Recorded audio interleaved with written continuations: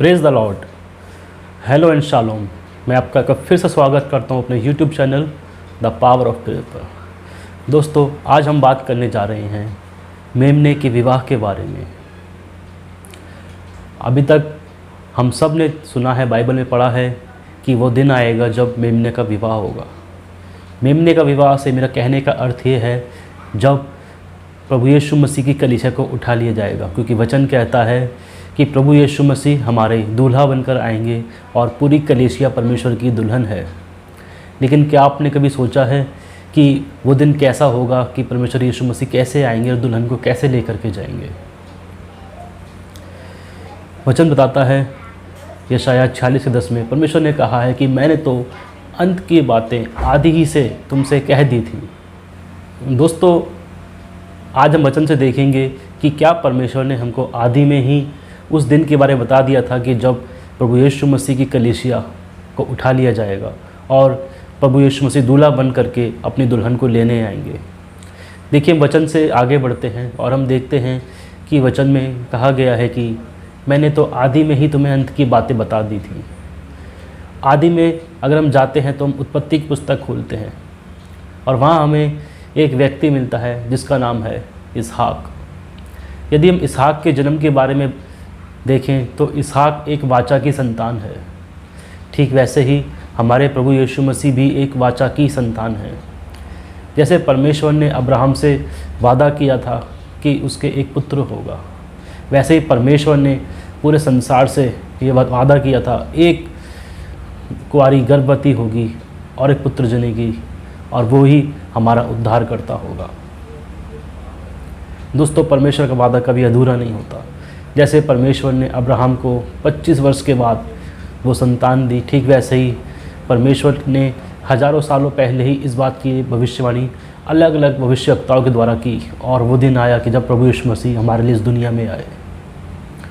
दोस्तों, एक समानता और भी है कि जब परमेश्वर ने अब्राहम से कहा कि इसहाक को मेरे लिए बलि कर दे, तो इसहाक को अब्राहम बलि के लिए लेकर के गए। और हमने देखा कि जब वो इसहाक को बलि कर रहे थे तो तभी परमेश्वर ने उनको रोक दिया और इसहाक उस बलि की वेदी से वापस जिंदा लौट कर आ गया।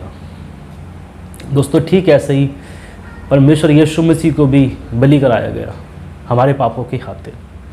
प्रभु यीशु मसीह ने क्रूस पर अपना जान दिया, लेकिन तीसरे दिन वो जीवित होकर के हमारे लिए एक बार फिर से ज़िंदा लौट करके आ गए। दोस्तों, ये दोनों समानताएं हमें कहीं ना कहीं इस बात का इशारा करती हैं कि प्रभु यीशु मसीह का आना और अपनी दुल्हन को लेके जाना भी ठीक वैसे ही होगा जैसे कि इसहाक का विवाह हुआ। हमारे परमेश्वर यीशु मसीह का विवाह जो कलीसिया से होना है वो भी सेम वैसे ही होगा जैसे कि इसहाक का विवाह हुआ। अगर हम वचन में देखें तो हम देखते हैं कि पिता अब्राहम अपने एक दास एलियाजर को बुला करके कहते हैं कि आ और मुझसे शपथ खा कि तू मेरे पुत्र के लिए उसके लिए एक पत्नी लेकर के आएगा और तू कहीं इधर उधर ना जाना, मेरे ही लोगों के पास जाना और उसके लिए पत्नी लेकर के आना। दोस्तों, हम यहाँ देख रहे हैं कि जब पिता ने अपने पुत्र के लिए पत्नी को मंगाया तो उन्होंने पुत्र को नहीं भेजा परंतु अपने दास को भेजा। ठीक वैसा ही वो दिन होगा जब परमेश्वर पिता कलीसिया को उठाएंगे कि मेमने का विवाह हो, तो प्रभु यीशु मसीह को ना भेज करके वो अपने दासों को, स्वर्गदूतों को भेजेंगे कि जाएं और कलीसिया को उठाएं। और हम वचन में आगे बढ़े तो हम देखते हैं कि जब एलियाजर ने रिबका को देखा और कहा कि अगर ये मुझे पानी पिलाए और मेरे ऊँटों को भी पिलाए तो ये वही स्त्री होगी जिसको मेरे स्वामी के परमेश्वर ने चुना है। और ठीक वैसा ही हुआ। तो एलियाजर उसको सोने के कंगन और नथ पहना देते हैं और उससे पूछते हैं तो किसकी बेटी है, और उसके पीछे पीछे उसके घर जाते हैं। और जब उसके घर पहुंचते हैं और उसके भाई से, उसके पिता से बात करते हैं कि मेरे स्वामी के लिए अपनी पुत्री का हाथ दे, और वो मान जाते हैं, तो एलियाजर उसको और भी कुछ सोने के जेवरात देते हैं।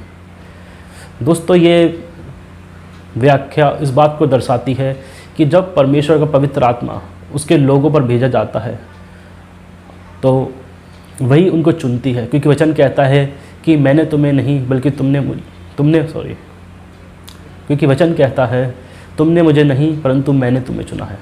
दोस्तों, हमने परमेश्वर को नहीं परंतु परमेश्वर ने हमको चुना है। ठीक ऐसे ही जैसे एलियाज़र ने रिबका को चुना, और एलियाज़र के द्वारा दिए हुए गहने दर्शाते हैं इस बात को, जो पवित्र आत्मा के द्वारा हमको वरदान दिए जाते हैं, जो पवित्र आत्मा का दान हमको दिया जाता है। दोस्तों, वो दान हर किसी को नहीं मिलता, जैसे कि एलियाज़र के गहने भी हर किसी को नहीं मिले, परंतु इसहाक की पत्नी के लिए ही अब्राहम के द्वारा भेजे गए, जो कि वरदान परमेश्वर के द्वारा हमें पवित्र आत्मा के द्वारा दिए जाते हैं। हालेलुया। दोस्तों, हम आगे बढ़ते हैं वचन में और देखते हैं कि जब रिबका ने विवाह के लिए हाँ कह दिया और उसने कहा कि ठीक है मैं आज ही जाऊंगी, और वो मार्ग में जा रहे होते हैं और रास्ते में देखते हैं कि इसहाक घोड़े पर चला आ रहा है। रिबका उससे पूछती है कि ये पुरुष कौन है, तो एलियाज़र उससे कहते हैं कि यह मेरे स्वामी का पुत्र है इसहाक, जिससे तुम्हारा विवाह होना है। और रिबका उसको देखकर इतनी खुश होती है और ऊँट पर से उतर के दौड़ी पड़ती है उसकी तरफ, और इसहाक बीच मार्ग में उन्हें मिलता है और रिबका को अपने साथ अपने तंबू में ले जाता है, जैसा कि वचन में लिखा है। वो दिन भी ठीक वैसे ही होगा दोस्तों, जब कलीसिया को उठा लिया जाएगा और प्रभु यीशु मसीह घोड़े पर आएंगे और बादलों में हमसे मिलेंगे। प्रभु यीशु मसीह का उस दूसरा आगमन नहीं होगा धरती पर, उस समय प्रभु यीशु मसीह धरती पर नहीं आएंगे। प्रभु यीशु मसीह हमसे बीच मार्ग में मिलेंगे, जैसे इसहाक अपनी स्त्री से बीच मार्ग में मिला है, ठीक वैसे ही हम प्रभु यीशु मसीह से मिलेंगे।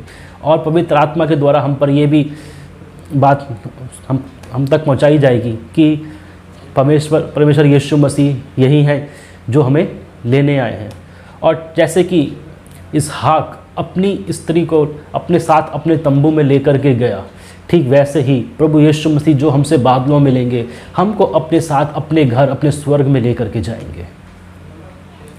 दोस्तों, मेमने का विवाह ऐसा ही होना है जो कि बाइबल में बताती है, क्योंकि बाइबल में किसी के भी विवाह का वर्णन नहीं दिया गया है, सिर्फ इसहाक के विवाह का वर्णन दिया गया है। किसी को भी बलि के लिए नहीं पहुंचाया गया, सिर्फ इसहाक को पहुंचाया गया। किसी को भी वाचा की संतान नहीं कहा गया, सिर्फ इसहाक को कहा गया। ये सब बातें बताती हैं कि जैसे इसहाक का विवाह हुआ, वैसे ही परमेश्वर यीशु मसीह का भी अपनी कलीसिया के साथ होना है। जब कलीसिया को उठाया जाएगा, वो दिन भी बिल्कुल सेम वैसा ही होगा जिस तरह से इसहाक का विवाह हुआ। परमेश्वर पवित्र आत्मा के द्वारा हमको यहाँ से लेकर के जाया जाएगा, स्वर्गदूत हमें यहाँ से लेकर के जाएंगे, और हम बीच मार्ग में बादलों में परमेश्वर यीशु मसीह से मिलेंगे। और हम उस प्रभु को देखकर उतने ही खुद खुश होंगे, उतने ही उत्साहित होंगे जितना रिबका इसहाक को देख करके खुश हुई, उत्साहित हुई। दोस्तों, हम सभी उस दिन के लिए बेसब्री से इंतज़ार कर रहे हैं, और हम सभी जानते हैं कि वो दिन बहुत जल्द आने वाला है, कि जब प्रभु यीशु मसीह से हम बादलों में मिलेंगे और प्रभु यीशु मसीह जैसे इसहाक अपने स्त्री को तंबू में लेकर गए, वैसे ही प्रभु यीशु मसीह अपनी कलीसिया को अपने घर लेकर के जाएंगे। दोस्तों, लेकिन मैं आपसे एक बात कहना चाहता हूँ। हम सभी जानते हैं कि वह दिन बहुत जल्द आने वाला है, लेकिन हमारे लिए सबसे ज़्यादा जानना ज़रूरी ये है कि क्या हम उस दिन के लिए तैयार हैं। यदि हम उस दिन के लिए तैयार हैं तो बहुत अच्छी बात है, और हमें अपनी तैयारी और तेज़ कर देनी चाहिए। लेकिन यदि हम अभी भी तैयार नहीं हैं, तो दोस्तों मैं आपसे कहना चाहता हूँ कि अभी भी ज़्यादा देर नहीं हुई है। हालांकि वो समय कोई नहीं जानता, पलक झपकते ही सब कुछ हो जाएगा। लेकिन मैं आपसे रिक्वेस्ट करता हूँ कि जब तक परमेश्वर यीशु मसीह नहीं आ रहे हैं, अपना सारा समय उस तैयारी में लगा दें, अपने आप को तैयार करें कि कैसे हम प्रभु यीशु मसीह के साथ जाने पाएँ। आपने देखा होगा कैसे 10 कुंवारियों में से 5 कुंवारी ही दूल्हे के साथ जा पाई, और 5 कुंवारी रह गई क्योंकि उनका तेल समाप्त हो गया था और वो तेल लेने चली गई। दोस्तों, ज़रूरी है कि पवित्र आत्मा का जो दान हमें दिया गया है, पवित्र आत्मा की अगुवाई जो हमें मिली है, वो हमारे जीवन में बनी रहे, क्योंकि यदि अगर हमारे पास पवित्र आत्मा होगा तभी हम परमेश्वर के साथ जा पाएंगे। दोस्तों, अब मैं आपसे रिक्वेस्ट करता हूँ कि अपनी ज़िंदगी के अंदर जितने बदलाव आप ला सकते हैं लाना स्टार्ट कर दीजिए, क्योंकि अब समय बहुत नज़दीक है और वो दिन बहुत जल्द आने वाला है जब दूल्हा अपनी दुल्हन को लेने आने वाला है। इन सभी बातों में प्रभु यीशु मसीह को महिमा मिले। और अब ज़रूरी है कि वो बढ़े और मैं घटूं। आप सभी को प्रभु यीशु मसीह के सामर्थ्य नाम में जय मसीह की।